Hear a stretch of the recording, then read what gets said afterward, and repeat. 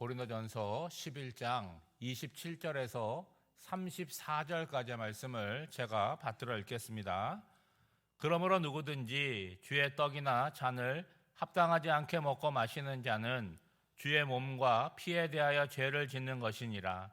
사람이 자기를 살피고 그 후에야 이 떡을 먹고 이 잔을 마실지니 주의 몸을 분별하지 못하고 먹고 마시는 자는 자기의 죄를 먹고 마시는 것이니라.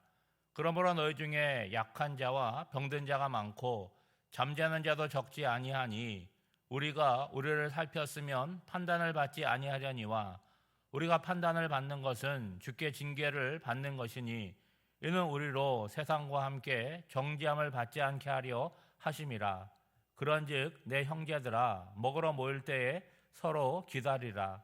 만일 누구든지 시장하거든 집에서 먹을지니 이는 너희의 모임이 판단받는 모임이 되지 않게 하려 함이라. 그 밖의 일들은 내가 언제든지 갈 때에 바로 잡으리라. 아멘. 요즘은 반려동물 기르는 분들이 많더라고요. 언젠가 이렇게 TV를 보니까 그 반려동물을 이렇게 유치원에 보내는 게 있더라고요. 예. 여러분 혹시 아십니까? 유치원 가서 뭐 하나 했더니 애들이 교육을 받는 거예요. 유치원 아이들이랑 똑같이. 무슨 교육을 받겠습니까? 주인과 함께 살아갈 때 잘 살 수 있는 예절을 배우는 거예요. 그중에 이런 거를 배웁니다. 기다려 하면은 기다리는 거예요. 여러분 이렇게 강아지가 먹을 거를 주는데 빨리 먹고 싶지 않겠습니까? 근데 주인이 기다려 그러면 어떻게 하는 거예요? 참고 기다리고 있는 거예요. 근데 이 기다리는 대회가 있더라고요. 강아지를 다 모아놓고 기다리는 대회를 하는데 그 우승한 개가 나오는데 20분을 기다렸어요. 그리고 더 기다리라면 더 기다릴 수 있더라고요. 다른 강아지들이 다 탈락을 하니까 그 강아지가 우승을 한 겁니다.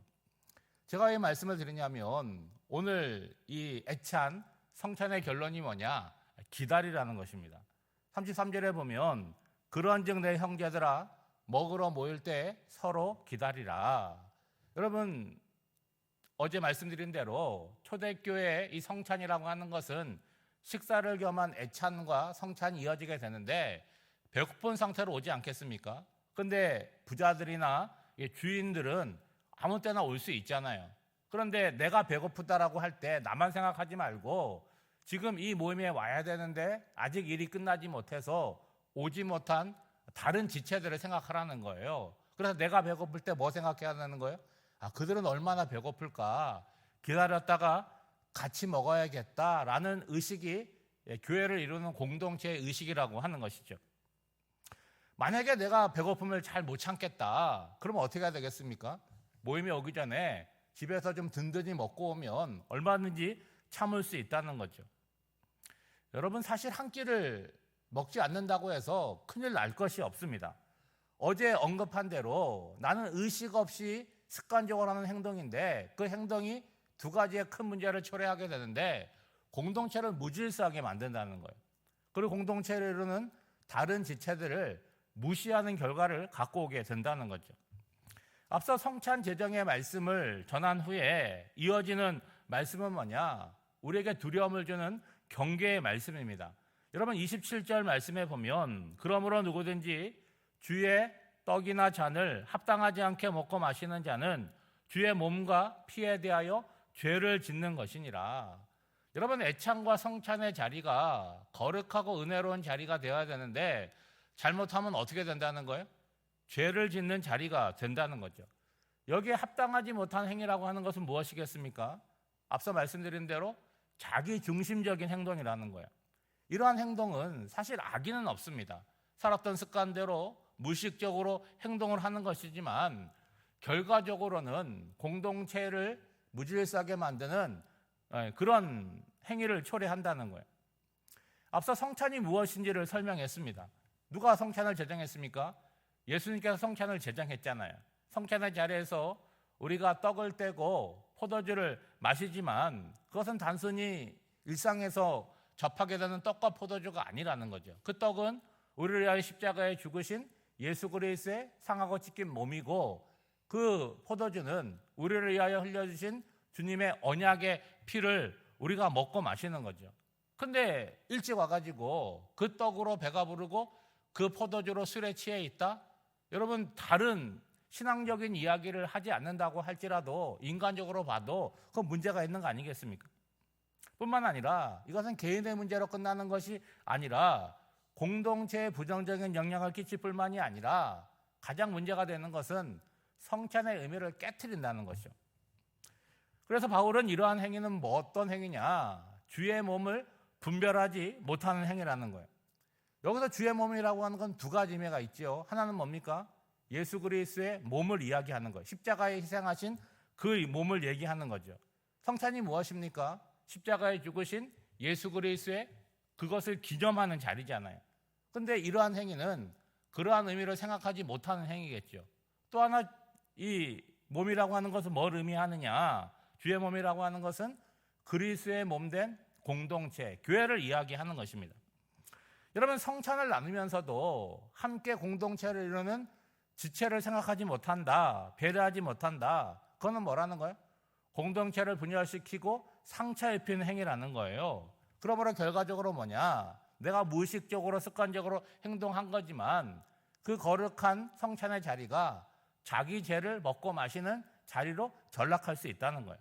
그러면 어떻게 해야 되는가? 여러분 28절에 보면 사람이 자기를 살피고 그 후에야 이 떡을 먹고 이 잔을 마셔야 된다는 거죠. 여러분, 성찬의 자리뿐만이 아니라 우리가 하나님께 예배드리는 자리에서 우선적으로 필요한 것이 뭐냐? 나 자신을 살펴봐야 된다는 거죠. 어떻게 살피겠습니까? 내가 지금 어디에 있는지를 생각해야 되잖아요. 여러분, 오늘 새벽 기도의 자리에 나왔는데 예배당 안에 우리가 앉아 있습니다. 그렇죠? 장소적인 개념으로 그래요. 그런데 신앙적으로 영적으로 우리가 지금 누구 앞에 있는 것입니까? 하나님 앞에 있는 것이고 그리스도 앞에 있는 것이고 성령의 임재 앞에 우리가 있다는 거죠. 그러므로 생각 없이 의식 없이 있는 것이 아니라 내가 그 자리에 있음을 생각하고 우리의 몸을 살피고 마음을 살피는 그런 모습이 있어야 되는 거죠. 여러분, 세상적으로 보면 초대교회 공동체에서 보면 내가 저 사람보다 더 우월한 지혜에 있을 수 있어요. 내가 저 사람보다 더 부유한 삶의 자리에 있을 수 있습니다. 그러나 신앙적으로는 어떤 거예요? 저 사람이 나나 동일한 죄인이라는 거예요. 아니요. 저 사람보다 내가 더 큰 죄인일 수 있는 거죠. 한 걸음 더 나가 예수 그리스도의 은혜 없이는 이 자리에 있을 수 없음을 우리가 인식해야 된다는 거죠.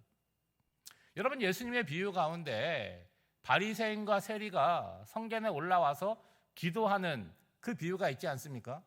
여러분, 바리새인이 성전에 와서 누구를 의식하고 기도합니까? 성전에 왔으면 하나님을 의식해야 되는데 자기 옆에서 기도하는 세리를 의식하는 거예요. 그러니까 세리 드리라고 기도하잖아요. 나는 뭐 주일을 성수하고 소득의 11조를 드리고 뭐 금식하고 구제하고 그런 얘기들을 합니다. 그런데 세리는 어떻게 기도합니까? 하나님을 의식하고 가슴을 치면서 자기를 불쌍히 여겨달라고 기도하는 거죠. 여러분, 인간적으로 볼 때는 누가 우월한 지혜에 있는 거예요?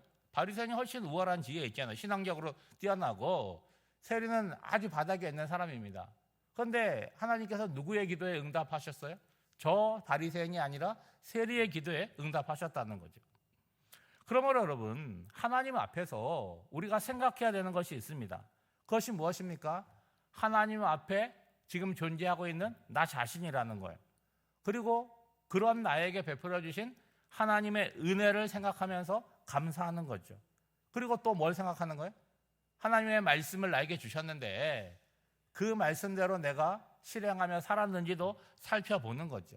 무엇보다도 다른 사람과의 관계 가운데 내가 하나님의 사람으로 바르게 살았는지를 살펴보는 시간이 돼야 되는 거예요. 구체적으로 이기적이지는 않았는지, 말로 누구를 흠잡거나 공격하지는 않았는지, 그리고 누군가를 미워하고 배척하지는 않았는지를 다시 한번 돌아보는 거죠. 다시 말하면 성찬의 자리뿐만이 아니라 우리가 예배하고 기도하는 모든 자리 가운데서 회개와 사랑의 마음으로 자신을 분별하고 점검하고 수정하고 고치는 그런 시간들이 필요하다는 거예요. 우리가 신앙 안에서 스스로를 살피고 공동체에서 서로에게 모범이 된다면 여러분 얼마나 건강한 교회가 되겠습니까? 그런데 그거에 실패하면 어떻게 되겠습니까? 다른 존재가 우리를 판단하고 우리는 판단받게 된다는 거죠. 여러분, 나 개인에 대해서는 마찬가지고 또 우리 공동체에 대해서 다른 사람이 왈가왈부하게 되면 여러분 듣기 어떻습니까? 칭찬하는 거야 뭐 괜찮겠지만 어떤 부정적인 의견을 듣게 될 때 우리 기분이 나쁘겠죠. 그렇지만 가만히 들어보고 그것이 합당하다고 여기고 그것을 바꾸어 나가면 우리에게 소망이 있는 것이죠. 여러분 32절에 보면 우리가 판단받는 것은 주의 징계를 받는 것이니 이는 우리로 세상과 함께 정죄함을 받지 않게 하려 하심이라. 여러분 두려운 말씀이지만 또 한편으로 생각하면 소망의 말씀이고 사랑의 말씀이기도 합니다. 여러분 이렇게 한번 생각을 해보세요. 우리가 삶을 살아가는데 남의 자식들, 그러니까 다른 집 아이들이 어떤 잘못된 행동을 할 때 저러면 안 되는데 왜 저러나 하는 마음을 갖잖아요.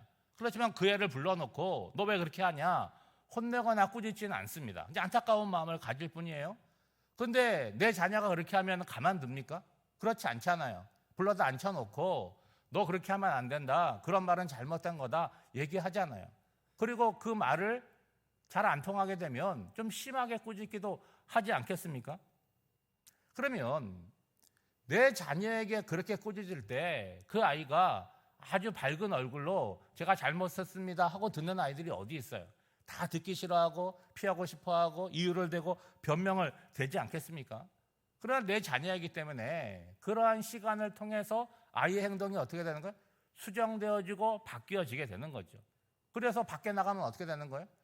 부정적인 판단을 받지 않도록 내 자녀를 교육시키고 훈련시키는 거죠. 마찬가지라는 거예요. 오늘 본문은 성만찬에 대해서 말하고 있지만 꼭 그것만에게 국한된 것은 아니라고 하는 거죠. 우리가 신앙생활을 한다면 교회에서뿐만이 아니라 일상의 삶을 살아가는 모든 자리에서 신앙적인 생각, 판단을 해야 된다는 거예요. 여러분 세상에 살아가던 방식으로 신앙의 자리에 참여하는 것이 아니라 신앙의 자리에서 우리가 배우고 훈련하는 것들을 갖고 세상 가운데서 실천하며 살아가야 되는 거예요. 그리고 주일에 다시 오면 제대로 살았는지를 점검하는 일들이 반복된다고 한다면 신앙의 연수가 점점 늘어갈수록 우리는 어떻게 되겠습니까? 더 거룩한 사람이 되고 더 경건한 사람이 되고 더 깊어져 가겠죠. 그것은 여러분 나를 낮추고 남을 배려하는 모습으로부터 시작이 된다는 거죠. 34절 중반에 보면 바울이 이렇게 말하는 이유가 나옵니다. 이는 너희의 모임이 판단받는 모임이 되지 않게 하려 함이라. 누가 판단하신다는 거예요? 하나님께서 판단하신다는 거예요. 하나님이 주신 은혜와 복은 실수한 자리에서 개선하는 자리로 나아간다는 거예요. 여러분 성경에 보면 가장 큰 징계가 뭔지 아십니까? 잘못된 자리에 계속 머물러 있는 거예요. 그게 가장 큰 징계입니다. 그러면 가장 큰 복은 뭐겠습니까? 그 잘못된 자리에서 벗어나서 선한 자리, 더 합당한 자리로 나아가는 거겠죠. 오늘 한 날도 기도하시면서 나 자신이 어떤 존재인지, 누구 앞에 있는지, 어떻게 살아가고 있는지를 다시 한번 살펴보시면서 아주 작은 부분이라도 새롭게 고치고 개선하는 저와 여러분이 되시기를 주님의 이름으로 축복합니다. 기도하겠습니다. 하나님 아버지, 신앙생활이 오래됨으로 인하여 습관과 타성에 젖어 살아가기가 쉽습니다. 내가 알고 있는 지식과 경험이 말씀의 기초에 서 있는지를 살피고 나의 삶의 자리가 말씀에서 멀어지지 않고 속히 제자리로 돌아오는 은혜를 주시옵소서. 예배의 자리에 나올 때마다 하나님 앞에서 나 자신을 살피는 겸손함과 열심을 주시옵소서. 그리하여 신앙의 연수가 늘어갈수록 하나님과 사람 앞에 흠이 없는 반듯한 인생으로 성장하게 하옵소서. 오늘은 전국 동시 지방선거 본투표일입니다. 선거가 잡음 없이 잘 진행되고 지역마다 합당한 일꾼이 선출되게 하옵소서.